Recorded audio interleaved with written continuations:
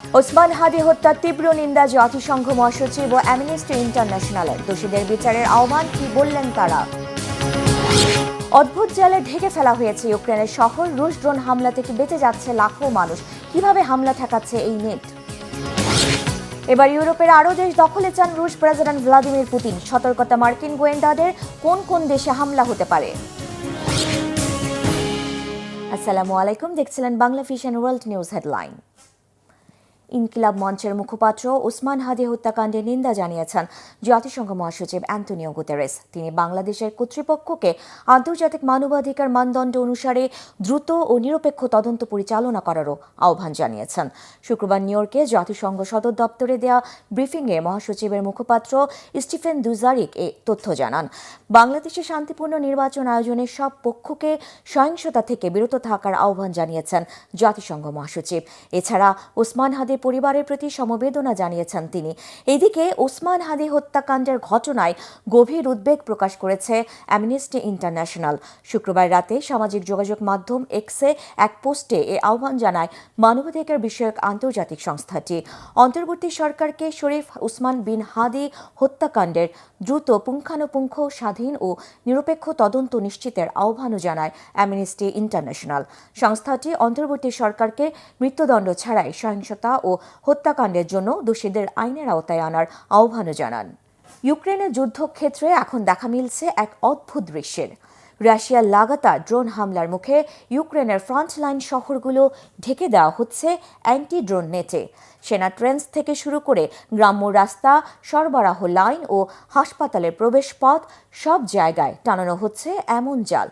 দিনের আলোয় সাধারণ মনে হলেও রাতে এইসব নেটই হয়ে ওঠে জীবন বাঁচানোর মাধ্যম। ফলে সামরিক বাহিনীর পাশাপাশি ইউক্রেনের সাধারণ মানুষও নির্ভর করছে এই আকাশ ঢালের উপর। হাফিজুল ইসলামের ডেস্ক রিপোর্টে বিস্তারিত। রাশিয়ার ভয়ঙ্কর ড্রোন ঠেকাতে ফ্রন্টলাইনের শহরগুলোকে সস্তা জাল দিয়ে ঢেকে দিচ্ছে ইউক্রেন। সেনা ট্রেঞ্চ, গ্রাম্য রাস্তা, সামরিক আশ্রয়কেন্দ্র, এমনকি হাসপাতালের প্রবেশপথ সব জায়গায় মাথার উপর টানানো হচ্ছে বিশাল বিশাল জাল। লাগাতার ড্রোন হামলার মুখে এই এন্ট্রি ড্রোন নেটই হয়ে উঠেছে ইউক্রেনের অন্যতম শক্তিশালী প্রতিরক্ষা ব্যবস্থা। এসব জালের উদ্দেশ্য ড্রোন ধ্বংস করা নয়, বরং ড্রোনের কার্যকারিতা কমানো। রাশিয়ার ড্রোন হামলা যত তীব্র হচ্ছে, ইউক্রেন তত বেশি নির্ভর করছে সাধারণ নেটের উপর। আগে ড্রোন ঠেকাতে ইলেকট্রনিক জ্যামারই ছিল সবচেয়ে কার্যকর অস্ত্র, কিন্তু ফাইবার অপটিক নির্ভর এফপিভি ড্রোনের ক্ষেত্রে সেই প্রযুক্তি কাজ করে না। ফলে এন্ট্রি ড্রোন নেটই হয়ে উঠেছে সহজ সমাধান। রাশিয়ার পাঠানো ড্রোন শুধুমাত্র হামলার জন্য নয়, ব্যবহৃত হচ্ছে নজরদারির জন্যও।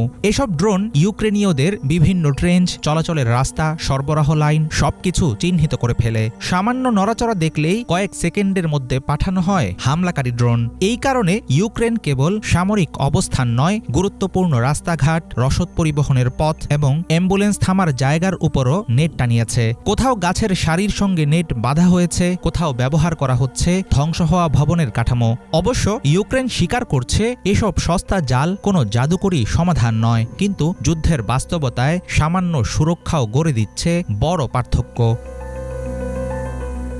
আধুনিক সময়ের লড়াই শুধুমাত্র অস্ত্রের শক্তিতে নয়, বরং দ্রুত মানিয়ে নেওয়ার ক্ষমতাও যে কোনো দেশের জন্য গুরুত্বপূর্ণ।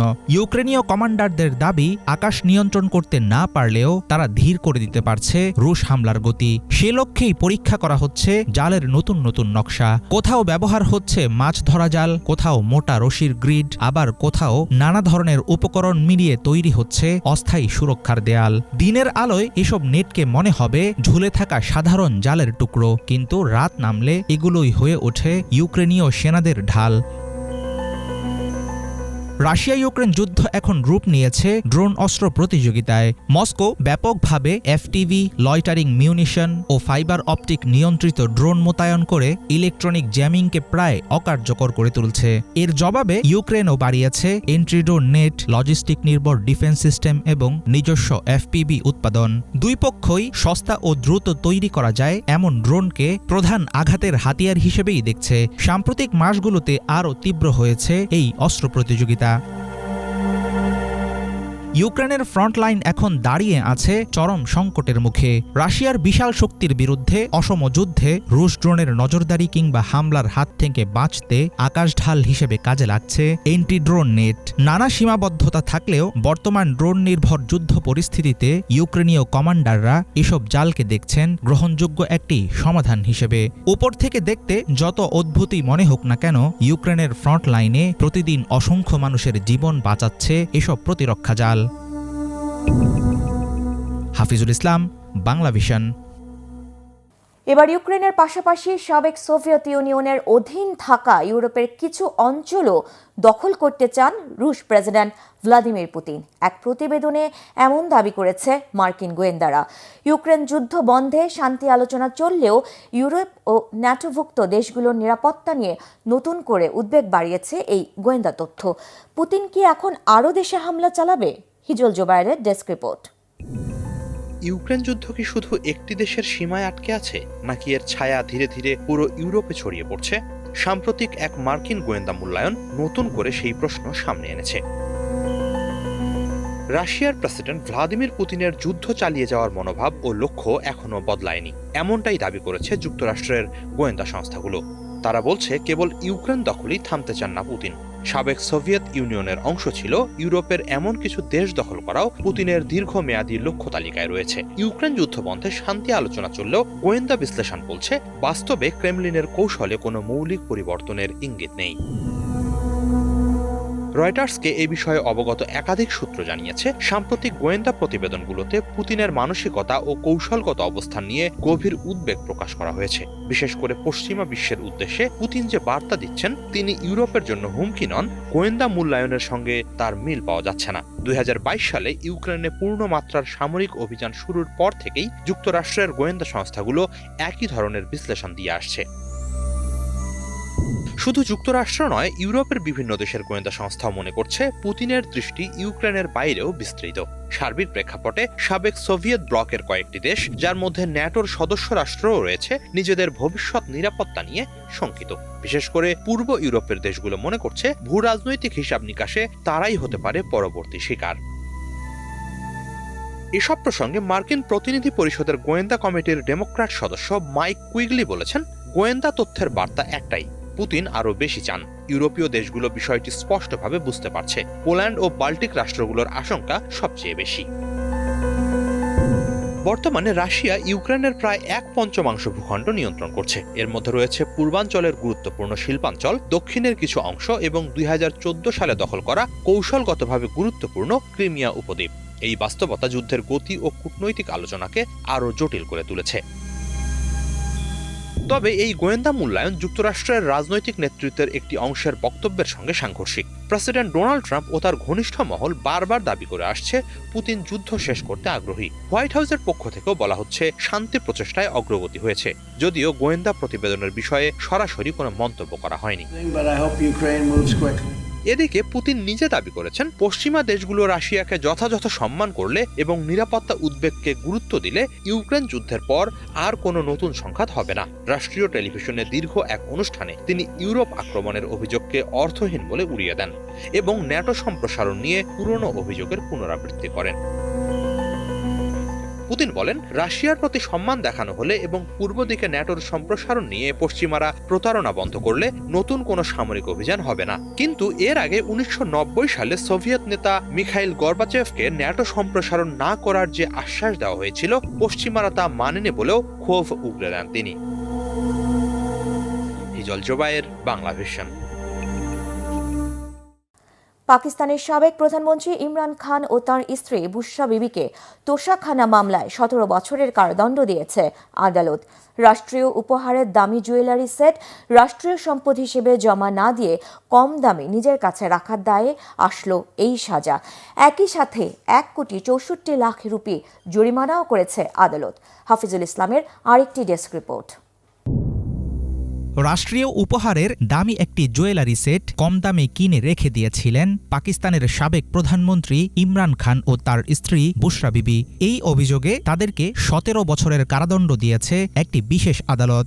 ২০ ডিসেম্বর রাওয়ালপিন্ডির আদিয়ালা কারাগারে ঘোষণা করা হয় তোষাখানা ২ নামে পরিচিত আলোচিত মামলার রায়। বর্তমানে দেশের ভেতরে বাইরে নানা সংকটের মধ্য দিয়ে যাচ্ছে পাকিস্তান। এমন পরিস্থিতিতে পাকিস্তান তেহরিকে ইনসাফ পিটিআই প্রধান জনপ্রিয় নেতা ইমরান খানের উপর শাস্তির এই আদেশ দেশীয় রাজনীতিতে দিচ্ছে বড় ধাক্কা। একসময় বিপুল ভোটে ক্ষমতায় আসা ইমরান এখন জর্জরিত দুর্নীতির একাধিক মামলায়।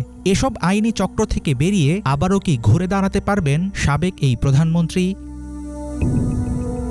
ইমরান খান এবং তার স্ত্রী বুশরা বিবির রাষ্ট্রীয় উপহার আত্মসাৎ মামলার রায়ের বিষয়ে পাকিস্তানের প্রভাবশালী গণমাধ্যম ডনের এক প্রতিবেদনে বলা হয় ১৭ বছরের কারাদণ্ডের এই রায় দিয়েছেন ফেডারেল ইনভেস্টিগেশন এজেন্সির একটি বিশেষ আদালত। মামলাটি ঘিরে মূল অভিযোগের সময়কাল ছিল ২০২১ সালের মে মাস। তখন সৌদি আরবে সরকারি সফরে ছিলেন ইমরান খান। সে সময় তাকে ইতালির বিলাসবহুল ব্র্যান্ড বুলগারির একটি দামি জুয়েলারি সেট উপহার দেন যুবরাজ মোহাম্মদ বিন সালমান। নিয়ম অনুযায়ী উপহারটি রাষ্ট্রীয় ভাণ্ডারে জমা দেওয়ার কথা থাকলেও ইমরান সেটা করেননি, বরং তিনি নামমাত্র দামে নিজের কাছে রেখে দিয়েছিলেন সেই গহনা। আদালতের নথি অনুযায়ী জুয়েলারি সেটটির তখনকার বাজার মূল্য ছিল প্রায় ৮ কোটি রুপি, অথচ ইমরান খান সেটি কিনে নিয়েছিলেন মাত্র ২৯ লাখ রুপিতে। রাষ্ট্রীয় সম্পদ আত্মসাৎ বা নিজের পদবীর সঙ্গে বিশ্বাসঘাতকতার অভিযোগেই মূলত গড়ে ওঠে তোষাখানা ২ মামলা। ২০২২ সালের এপ্রিলে অনাস্থা ভোটে ইমরান খান ক্ষমতা হারানোর পর বিষয়টি নতুন করে সামনে আসে। রায়ে পাকিস্তান পেনাল কোডের বিভিন্ন ধারায় ইমরান খানকে দেওয়া হয় মোট ১৭ বছরের কারাদণ্ড। এর মধ্যে ১০ বছর সশ্রম কারাদণ্ড দেওয়া হয়েছে বিশ্বাসভঙ্গ ও যৌথ অপরাধের ধারায়। বাকি ৭ বছর দেওয়া হয়েছে সরকারি কর্মকর্তার অপরাধমূলক আচরণের জন্য। কারাদণ্ড দেওয়ার মধ্যেই সীমাবদ্ধ থাকেনি শাস্তি। ইমরান ও বুশরা উভয়কে ১ কোটি ৬৪ লাখ রুপি করে জরিমানাও করেছেন পাকিস্তানের আদালত। অর্থ পরিশোধে ব্যর্থ হলে তাদের ভোগ করতে হবে বাড়তি সময়ের কারাদণ্ড। রায়ের অনুলিপিতে আদালত উল্লেখ করেছেন সাজা নির্ধারণের সময় ইমরানের বয়স এবং বুশরা বিবি নারী এসব বিষয়গুলো বিবেচনায় নেওয়া হয়েছে। তবে এমন রায় প্রত্যাখ্যান করেছেন ইমরান ও বুশরার আইনজীবীরা। তাদের দাবি, এই মামলা সম্পূর্ণ রাজনৈতিক উদ্দেশ্য প্রণোদিত। তোষাখানা ২ মামলাটি দায়ের হয় ২০২৪ সালের ডিসেম্বরে। চলতি বছরের অক্টোবরে ইমরান খান ও বুশরা বিবি দুজনেই আদালতে সব অভিযোগ অস্বীকার করেন। তারা দাবি করেন এটি রাজনৈতিক প্রতিহিংসার ফল। ২০২৩ সালের আগস্ট থেকে কারাগারে আছেন সাবেক প্রধানমন্ত্রী ইমরান খান। তার বিরুদ্ধে চলছে দুর্নীতির একাধিক মামলা। কিছু মামলায় সাজা হলেও কিছু এখনও বিচারাধীন। এবারের রায় একজন সাবেক প্রধানমন্ত্রীর ব্যক্তিগত পতন নাকি তার বিরুদ্ধে রাজনৈতিক প্রতিশোধ, সেটা নিয়ে থাকবে ঘোর সন্দেহ। হাফিজুল ইসলাম, বাংলা ভিশন। সিরিয়া অভ্যন্তরে জঙ্গি গোষ্ঠী ইসলামিক স্টেট বা আইএসের অবস্থান লক্ষ্য করে বড় ধরনের হামলা চালিয়েছে যুক্তরাষ্ট্র। শুক্রবার অপারেশন হক আই স্ট্রাইক নামের এই অভিযানে আইএসের অন্তত ৭০টি লক্ষ্যবস্তুতে হামলা চালায় মার্কিন বাহিনী। গেল সপ্তাহে সিরিয়ার পালমিরা শহরে ২ মার্কিন সেনা এবং এক দোভাষীকে হত্যার জেরে এই হামলা চালাচ্ছে আমেরিকা। শোয়েদ আরাফাতের desk report. Syria Islamic state আইএসের ৭০টির বেশি লক্ষ্যবস্তুতে বড় পরিসরে হামলা চালিয়েছে যুক্তরাষ্ট্র ও জর্ডান। প্রেসিডেন্ট ডোনাল্ড ট্রাম্পের নির্দেশে এই হামলা চালানো হচ্ছে। শুক্রবার অপারেশন হকাই স্ট্রাইক নামের এই অভিযানে F-15 ও A-10 যুদ্ধবিমানের পাশাপাশি অ্যাপাচি হেলিকপ্টার এবং হিমার্স রকেট ব্যবহার করেছে যুক্তরাষ্ট্র। সামাজিক যোগাযোগ মাধ্যমে দেয়া এক পোস্টে প্রেসিডেন্ট ট্রাম্প লিখেন, গত সপ্তাহে সিরিয়ার পালমারি শহরে ২ মার্কিন সেনা এবং এক দোভাষী নিহত হওয়ার প্রতিক্রিয়ায় এই হামলা চালানো হচ্ছে। এই প্রতিশোধমূলক হামলায় সিরিয়ার বর্তমান সরকারের সমর্থন আছে বলে উল্লেখ করেন প্রেসিডেন্ট ট্রাম্প। ২০২৪ সালের শেষ দিকে বাশার আল আসাদ সরকারের পতনের পর সিরিয়ায় ক্ষমতায় আসেন আহমেদ আল শারা। গত মাসে ওয়াশিংটনে প্রেসিডেন্ট ট্রাম্প এবং সিরিয়ার প্রেসিডেন্ট শারা আইএস দমনে একটি চুক্তিতেও পৌঁছান। সিরিয়ার পররাষ্ট্র মন্ত্রণালয় বলছে আইএসকে তারা শক্ত হাতে দমন করবে এবং সিরিয়ায় আইএসের কোনো স্থান হবে না। এদিকে চলমান অভিযানে ইসলামিক স্টেট আইএসের অনেক সদস্য নিহত হয়েছে বলে দাবি করেছেন মার্কিন প্রতিরক্ষা মন্ত্রী পিট হেগসেট। মার্কিন প্রতিরক্ষা মন্ত্রী বলেন, সন্ত্রাসীদের অবকাঠামো এবং অস্ত্রঘাঁটি লক্ষ্য করে হামলা চালিয়েছে মার্কিন বাহিনী। এই প্রতিশোধমূলক হামলা অব্যাহত থাকবে বলেও জানান তিনি। বর্তমানে সিরিয়ায় হাজারো মার্কিন সেনা মোতায়েন রয়েছে। মূলত ইসলামিক স্টেট আইএস 2010 সালের মাঝামাঝি সময়ে ইরাক এবং সিরিয়ায় একটি বিশাল অংশের নিয়ন্ত্রণ নিয়ে নেয়। তখন থেকে যুক্তরাষ্ট্র তার মিত্রদের নিয়ে সিরিয়ায় আইএস নির্মূলে অভিযান শুরু করে। গত সপ্তাহে পালমারি শহরে মার্কিন ও সিরীয় বাহিনীর কনভয় লক্ষ্য করে হামলা চালায় অস্ত্রধারী, যাতে 2 ন্যাশনাল গার্ড সদস্য সহ 3 মার্কিন নাগরিক নিহত হয়। হামলাকারী নিহত হওয়ার আগে আরও 3 মার্কিন সেনাকে আহত করে। ওই ঘটনার রেশ ধরে নতুন করে সিরিয়া অভিযান শুরু করে মার্কিন বাহিনী। শহীদ আরাফাত, বাংলাভিশন নিউজ ডেস্ক। কেবল বর্তমান প্রেসিডেন্ট ডোনাল্ড ট্রাম্পই নয়, যুক্তরাষ্ট্রের বহুল আলোচিত যৌন অপরাধী জেফ্রি এপস্টেইনের ঘনিষ্ঠ সম্পর্ক ছিল দেশটির সাবেক প্রেসিডেন্ট বিল ক্লিন্টন এবং প্রয়াত পপ তারকা মাইকেল জ্যাকসনের সাথেও। জেফ্রির বিরুদ্ধে তদন্তে 3 লাখেরও বেশি নতুন নথি প্রকাশ করেছে দেশটির বিচার বিভাগ, আর তাতেই প্রমাণ পাওয়া গেছে এমন আলোচিত তথ্য। সঞ্জিদা ইসলাম তন্নি, ডেস্ক রিপোর্ট। জেফ্রি একই সাথে সফল অর্থব্যবস্থাপক ও প্রতিশ্রুতিশীল সমাজসেবক। বৈশ্বিক বাজার সম্পর্কে তার জ্ঞান প্রখর। একবিংশ শতাব্দীর বিজ্ঞান সম্পর্কেও তার গভীর জ্ঞান। বিশেষ করে গণতন্ত্রায়ন, দরিদ্রের ক্ষমতায়ন, নাগরিক সেবা ও এইডসের বিরুদ্ধে যুদ্ধে তার অন্তর্দৃষ্টি ও উদারতার প্রশংসা করতে হয়। কথাগুলো সাবেক মার্কিন প্রেসিডেন্ট বিল ক্লিন্টনের। 2002 সালে নিউ ইয়র্ক ম্যাগাজিনে ক্লিন্টনের প্রশংসা শুনলে মনে হবে এপস্টেইন নিশ্চয়ই বড় কোনো বুদ্ধিজীবী, কিন্তু তার বিরুদ্ধে রয়েছে অপ্রাপ্তবয়স্ক মেয়েদের ধর্ষণ, যৌন নিপীড়ন ও নারী পাচারের অভিযোগ। প্রচারের আড়ালে থাকা এ দুর্ধর্ষ ব্যক্তি প্রভাবশালী রাজনৈতিক ব্যক্তিত্ব ও তারকাদের সাথে ঘনিষ্ঠ সম্পর্ককে কাজে লাগিয়েই তার যৌন আকাঙ্ক্ষা পূরণ করতেন এবং এ কাজে সহায়তা দিতেন। এপস্টেইনের কোম্পানি যে এপস্টেইন অ্যান্ড কোং এর সার্ভিস নিতে হলে ক্লায়েন্টদের $1 বিলিয়ন বেশি সম্পদের মালিক হতে হতো। তিনি তাদের বিনিয়োগের পরামর্শ দিতেন, তবে শুধু বিনিয়োগই নয়, তাদের সমাজসেবা ও কর সংক্রান্ত জটিলতার বিষয়েও আশ্বস্ত করতেন। এভাবেই ক্ষমতাধরদের কাছে জনপ্রিয় হয়ে ওঠে এপস্টেইন। বিল ক্লিন্টনের সাথে পরিচয় তাকে এনে দেয় তারকা খ্যাতি। সমাজে গুরুত্বপূর্ণ অবস্থান থাকলেও এর আড়ালে ছিল তার এক অন্ধকার জীবন। অপ্রাপ্তবয়স্ক মেয়েদের ব্যক্তিগত দ্বীপে নিয়ে যেয়ে তাদের সাথে যৌন সম্পর্ক স্থাপন করত। এছাড়া অনেককে ধর্ষণও করেছে। এপস্টেইনের ঘনিষ্ঠ সহযোগীদের মধ্যে অন্যতম গুরুত্বপূর্ণ নাম মার্কিন প্রেসিডেন্ট ডোনাল্ড ট্রাম্প। 2016 সালে প্রেসিডেন্ট নির্বাচনের সময় এক নারী অভিযোগ করেন 1994 সালে এপস্টেইন ও ট্রাম্প তাকে ধর্ষণ করেন। তখন তার বয়স ছিল মাত্র 13 বছর। ট্রাম্প এ ঘটনাকে অস্বীকার করেন এবং রাজনৈতিক উদ্দেশ্য প্রণোদিত বলে দাবি করেন। চলতি বছর দ্বিতীয় মেয়াদে মার্কিন মসনদে বসেন ডোনাল্ড ট্রাম্প। এরপর আবারও আলোচনায় আসে ট্রাম্প এপস্টেইন সম্পর্ক। একটি অনুষ্ঠানে তাদের কিছু ছবি এবং দুজনের মধ্যে আদান প্রদান হওয়া ইমেইলের তথ্যও সামনে আসে। এরপর থেকেই এপস্টেইনের অপরাধের সকল তথ্য প্রকাশ করতে চাপের মুখে পড়েন ট্রাম্প। বারবার তা এড়িয়ে যাওয়ার চেষ্টা করলেও শেষ পর্যন্ত এপস্টেইন ফাইল প্রকাশ করতে মার্কিন বিচার বিভাগকে আদেশ দিতে বাধ্য হন। প্রেসিডেন্টের আদেশেই এবার জেফ্রি এপস্টেইনের অপরাধ তদন্তের 3 লাখেরও বেশি পৃষ্ঠার নথি প্রকাশ করেছে মার্কিন ফেডারেল সংস্থা। এতে ট্রাম্পের বিষয়ে নতুন কোনো তথ্য পাওয়া না গেলেও জোরালো হয়েছে জেফ্রি ক্লিন্টন সম্পর্ক নিয়ে আলোচনা।